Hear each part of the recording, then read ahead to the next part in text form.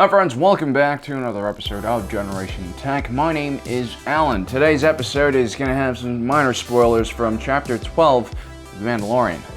In Chapter 12, The Siege, we see the return of a character that we haven't seen since the beginning of the first season of The Mandalorian, Doctor Pershing. He was the Imperial scientist who appeared alongside the client and seemed to be extremely interested in the Baby Yoda. Back then, we weren't really sure what he wanted the Baby Yoda for, but he clearly was infatuated by it and very keen on keeping Baby Yoda alive and perhaps even healthy. Although we're not sure if this was because of his scientific curiosity or just a more basic ethical concern of experimenting with a tiny baby.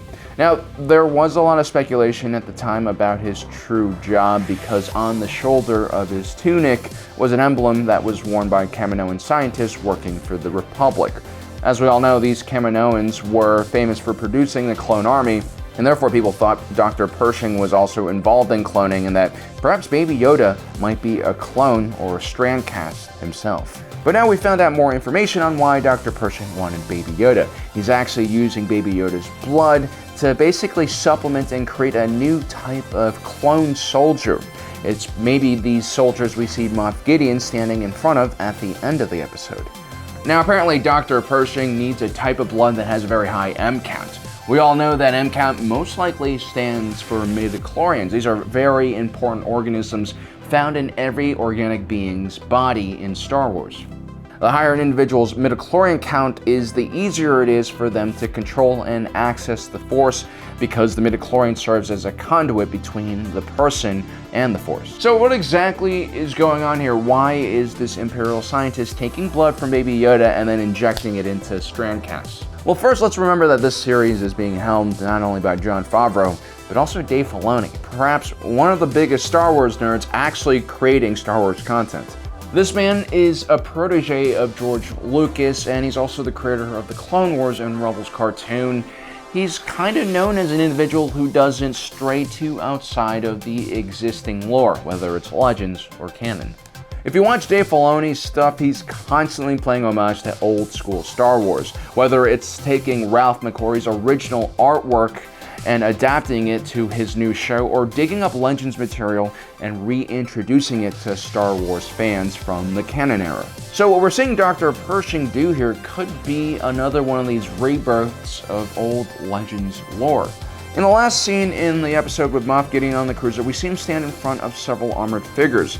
Now, people on the internet have suggested that these might be a part of a Dark Trooper program. This was an extremely advanced weapons program designed by General Rom-Mak, who was a true ground pounder. He wanted superiority against the enemy at close ranges. Like many Imperials, he thought super weapons and Death Stars were a waste of resources. The Dark Trooper program began shortly before the Battle of Yavin, and its subjects were mainly clone troopers who were still serving in the Stormtrooper Corps at the time. Because of the advanced aging in their genetics, their bodies weren't really keeping up with the much younger non-clone soldiers. So what they basically did was turn these clone troopers into cyborgs. These individuals were known as Phase Zero Dark Troopers, and they looked more or less like Stormtroopers from the outside.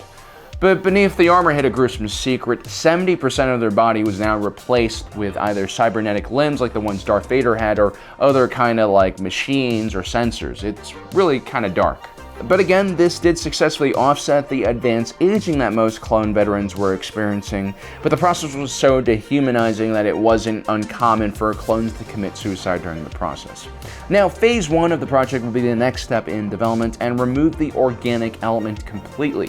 These Dark Troopers were basically droids made with a lightsaber-resistant Pyrrhic skeletal frame and armed with a vibro sword and shield. They can move at superhuman speeds and operated with a basic AI brain. Now, Phase 2 of the Dark Trooper program featured a much bulkier armor and heavier weapons, including an assault cannon/missile launcher.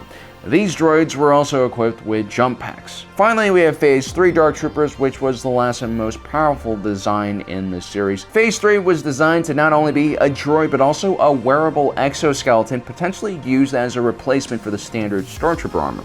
Each suit has a massive amount of protection, along with heavy weapons that include blaster cannons fired from the wrists and shoulder-mounted missile launchers.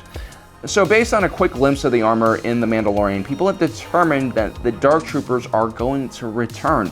Now, I'm not 100% sure what we see in those movie scenes are actually the Dark Troopers that I just mentioned before.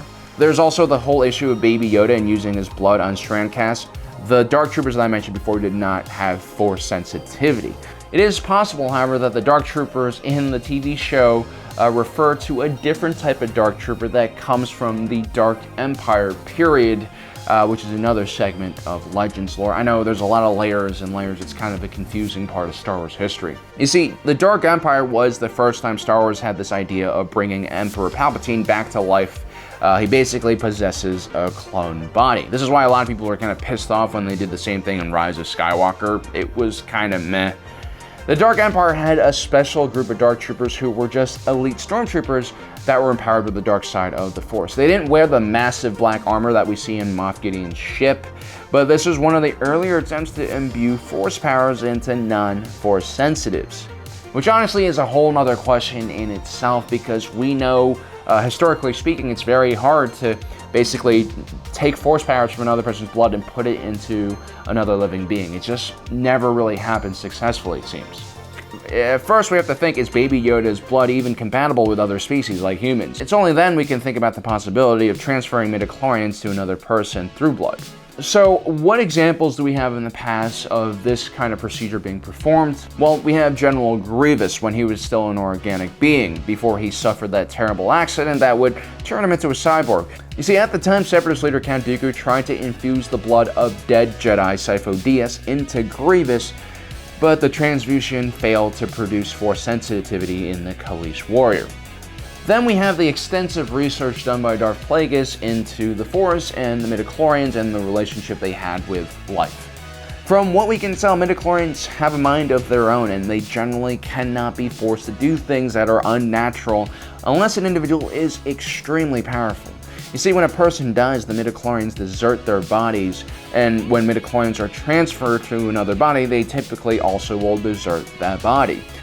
Darth Plagueis and Darth Sidious would spend a good portion of their adult lives trying to figure out how to control midichlorians, and when they were finally able to do it, they could actually bring the dead back to life. Now, obviously, Doctor Pershing's approach to midichlorian transfusion will probably be a bit more primitive and scientific, as he most likely is not Force sensitive.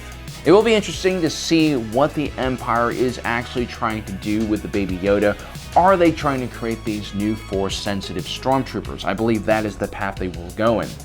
Clearly, they now have a numbers disadvantage, so maybe making a massive clone army is one of the best ways and quickest ways they can increase their numbers and finally take back the galaxy. So there you have it, guys. I hope I cleared up a few of the confusing things that happened in our last episode. Let me know in the comment section below what you think, and as usual, don't forget to subscribe and hit that notification button down below so you don't miss out on the rest of our awesome content. As usual, thanks for joining us today. If you're watching this, you are Generation Tech.